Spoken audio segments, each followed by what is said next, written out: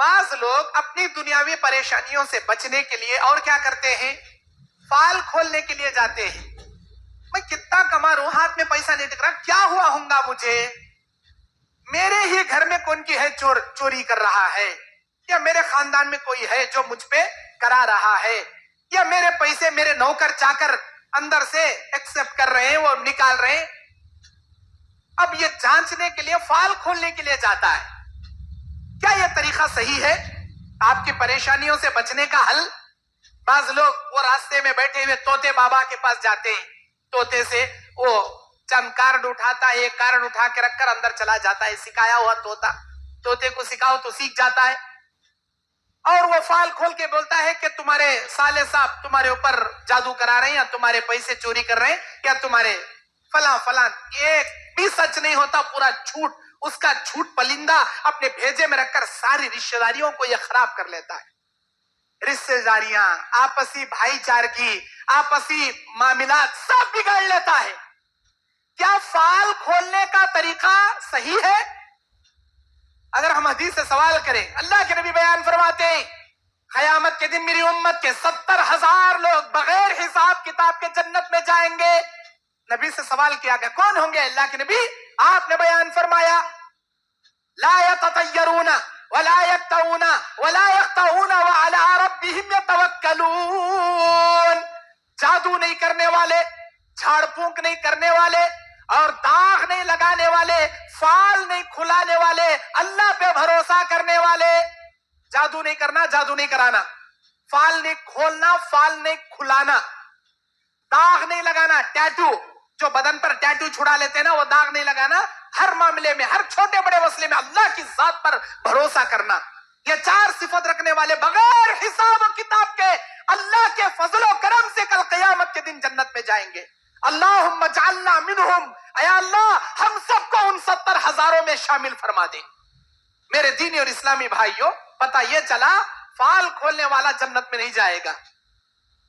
دوسری حدیث بخاری کی, اللہ کے نبی بیان فرماتے من اتا عرافا فسألہ عن شیئن, اگر کسی نے کسی عراف کے پاس آ کر اپنی ہتھیلی دکھایا, اپنا ہاتھ دکھایا, اپنا فال کھلایا, فسألہ عن شیئن, اس سے کچھ سوال کیا, فصدقہ بما یقول, اس نے ان باتوں کو سچ جان لیا جو کچھ بھی اس نے اس کے سامنے بکواس کیا, فقد کفر بما انزل اللہ محمد صلی اللہ علیہ وسلم, رواہ البخاری. اس نے اس ساری شریعت اسلامیہ کا کفر کر دیا جو نبی محترم صلی اللہ علیہ وسلم پر اللہ نے نازل کیا تھا. ساری شریعت کا اس نے کفر کر دیا. فال کھولنے کا طریقہ بالکل غلط ہی نہیں, کفریہ طریقہ ہے. آپ کو فال کھلا کر بھی اپنے پریشانیوں کا حل نہیں تلاش کرنا چاہیے. اب اور کیا کرنا چاہیے؟ جب جادو نہیں کرانا, فال نہیں کھلانا, تو پھر کیا کرنا چاہیے؟ میرے دینی اور اسلامی بھائیوں, بعض لوگ کسی کو پیسے دیتے ہیں اور وہ کہتے ہیں کہ تم ہمارے طرف سے وظیفہ کرو, ہماری طرف سے استخارہ کرو, ہماری مصیبتیں دور ہونے کے لیے تم یہ عمل کرو, وہ عمل کرو. اور وہ لوگ بتا دیتے ہیں کہ 1,01,111 مرتبہ یا ودودو کا رٹ لگاؤ, تمہاری مصیبتیں دور ہو جائیں گی. روزی رزق سے پریشان ہو, اول آخر مرتبہ 11 مرتبہ درود پڑھو, بیچ میں 1,170 پر ایک مرتبہ یا رزاقو یا متینو, یا رزاقو یا متینو کو ریٹ لگاؤ, تمہاری روزی روٹی میں برکت آ جائے گی. یا نہیں تو مغرب کی نماز کے بعد, عصر کی نماز کے بعد 2 رکعت نماز پڑھو, 11 مرتبہ سورہ اخلاص, 12 مرتبہ سورہ درود ابراہیمی, فلا عمل کرو, تمہاری پریشانیاں دور ہو جائیں گی. ایسے بتانے والے پاکھنڈی بابا بھی موجود ہیں. کیا ان لوگوں کے پاس جا کر ایسے عمل کرنا, ہماری مصیبتوں پریشانیوں کا حل تلاش کرنا صحیح عمل ہے؟ میرے بھائیوں, اللہ کے نبی علیہ السلام نے بیان فرمایا قرآن مجید سورہ مائدہ آیت نمبر 3, اليوم اکملت لکم دینکم اتممت علیکم نعمتی ورضیت لکم الاسلام دینا. آج ہم نے تمہارے لیے دین اسلام کو مکمل کر دیا. اس دین میں کسی بات کا اضافہ بھی نہیں, کسی بات کی کمی بھی نہیں, اور اس دین کو اللہ نے اسلام ہونے پر اللہ نے راضی کر لیا. اللہ راضی ہو گیا دین اسلام کو ہمارے لیے مذہب اسلام چننے پر. دین کے اندر کسی بات کا اضافہ نہیں. خطبہ حجۃ الوداع, نبی کی زندگی کا آخری خطبہ, آپ علیہ السلام نے بیان کیا, ترکت فیکم امرین لن تضلوا ما تمسکتم بہما کتاب اللہ وسنتی. دو چیز تمہارے درمیان چھوڑے جا رہا ہوں, ایک قرآن ہے, دوسرا میری حدیث ہے. انہی دو چیزوں کو مضبوطی سے پکڑنا, نہ کبھی گمراہ ہوں گے نہ کبھی راہ راست سے بھٹکو گے. اب دیکھنا یہ ہے, یہ 1111 مرتبہ کا جو ورد ہے, یا ودودو یا ودودو یا رزاقو یا خبیو یا متینو, یا جو بھی ایسے اول آخر مرتبہ 11 مرتبہ درود, یا 41 مرتبہ سورہ اخلاص, یہ تمام جو بھی فارمیلٹیز یہ بابا لوگ بنا کر پیش کرتے ہیں, حالانکہ قرآن کی آیتیں ہی بتاتے, دعائیں بتاتے, لیکن اس کی تعداد 1111 مرتبہ, فلا عمل 11 مرتبہ, فلا ذکر 11 مرتبہ, فلا ذکر 1100 مرتبہ, یہ قرآن میں ہے کیا, حدیث میں ہے کیا؟ اگر ہے تو کرنا, نہیں ہے تو نہیں کرنا. کیوں؟ اس لیے کہ نبی کریم صلی اللہ علیہ وسلم, نبی کریم صلی اللہ علیہ وسلم کے زمانے میں, نبی کا زمانہ گزر گیا, صحابہ کا زمانہ. عبداللہ ابن مسعود رضی اللہ تعالیٰ عنہ کوفہ کے گورنر ہیں. آپ نے وہاں لوگوں کو دیکھا, فرض نماز کے بعد وہ لوگ کنکریوں پر سبحان اللہ الحمدللہ اللہ اکبر کی تسبیح پڑھنے کا ایک نیا رواج پیدا کر لیے. کنکریوں پر فرض نماز کے بعد 3 بار سبحان اللہ, 3 بار الحمدللہ, 4 بار اللہ اکبر, یا 3 بار اللہ اکبر, 1 بار لا الہ الا اللہ وحدہ لا شریک لہ لہ الملک ولہ الحمد وہو علی کل شیء قدیر. 100 مرتبہ کی تسبیح ہر فرض نماز کے بعد پڑھنے سے اللہ تعالیٰ دنیا میں کتنے بڑے پریشانی اور ہندے اللہ اس کے دور کر ڈالتا. یہ صحیح حدیث ہے. اب یہ اللہ کے نبی نے ہم کو سکھایا ہے, اپنی انگلیوں کے پوروں پر پڑھ کر بتایا ہے.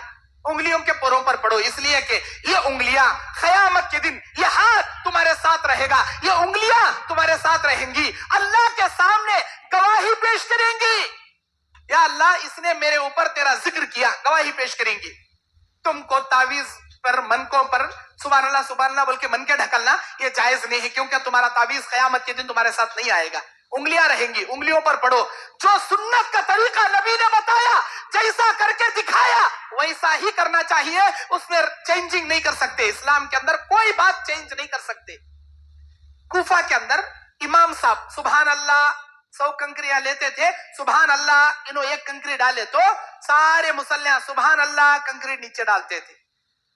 سبحان اللہ الحمدللہ الحمدللہ اللہ اکبر اللہ, انہوں ایک کنکری ڈالے, سارے لوگ ہم کنکریاں ڈالے. گویا کہ پوری مسجد ٹپ ٹپ ٹپ ٹپ ٹپ ٹپ ٹپ کنکریوں کی آواز سے چٹ چٹ چٹ چٹ پوری گونجتی تھی. اب یہ نیا رواج بدعت, عبداللہ ابن مسعود نے ان کو روکا, نہیں مانے.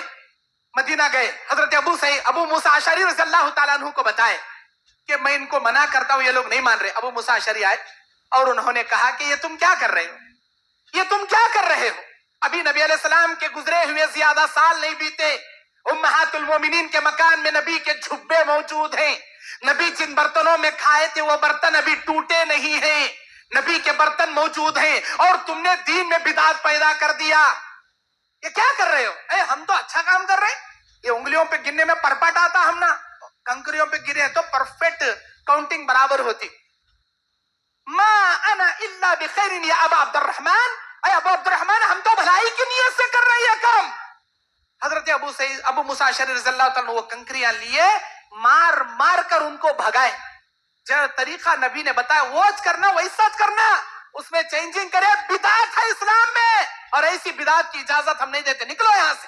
مار مار کو بھگائے کنکریاں لے کے. پتا یہ چلا اسلام کے طریقے سے ہم ہٹ کر کوئی کام نہیں کر سکتے. یہ جو بابا بولتے ہیں 1121 مرتبہ یا ودودو یا ودودو یا رزاقو پڑھ لو تمہارے مصیبتاں دور ہو جائیں گے, یہ سب غلط طریقے ہیں. نہ قرآن میں اس کی کوئی دلیل ہے, نہ حدیث میں اس کی کوئی دلیل. ہم کو ایسے کام نہیں کرنا ہے جو قرآن اور حدیث جس بات کی اجازت ہم کو نہیں دیتے. سورہ آراف آیت نمبر 3 اللہ کا ارشاد, اعوذ باللہ من الشیطان الرجیم, اتبعوا ما انزل الیکم من ربکم ولا تتبعوا من دونه اولیاء. اس چیز کی تم پیروی کرو، اس بات پر تم عمل کرو جو بات اللہ نے قرآن میں نازل کیا، حدیث میں نازل کیا، آسمان سے اتاری گئی. ولا تتبعوا من دونه اولیاء، ان باتوں کے سوا کسی بات کی تم پیروی مت کرو، چاہے کتنا بڑا پیر کیوں نہ دے، کتنا بڑا ولی کیوں نہ دے، کتنا بڑا خواجہ کیوں نہ دے، کتنا بڑا تمہارا مرشد کیوں نہ دے. کون تو بھی تم نہ وہ عمل دیں دے، تمہارے مفتی صاحب دیں دے، بڑے لمبی شیروانی لمبی پگڑی جھگڑی پہنے والے تمہارے علامہ حضرت مولانا دیں دے، کوئی بھی کچھ بھی دے دے، اگر اس بات کی دلیل قرآن میں نہیں، حدیث میں نہیں، دیوار پر رکھ کر مارو، اس کی کوئی ویلیو نہیں. اسلام کے اندر 0% ویلیو ہے اس کی. کتنا بڑا علامہ اتنی موٹی پگڑی مہدیا سولا بولیا تو بھی اس کی بات 0 ویلیو ہے. قرآن کے اندر حدیث کے اندر اگر نہیں ہے، ہمارے پاس اس کی بات کی کوئی اہمیت کوئی ویلیو نہیں ہے. پتہ یہ چلا ایسے ورد کر کے اپنے پریشانیوں کا حل تلاشنا بالکل غلط طریقہ ہے. اب آئیے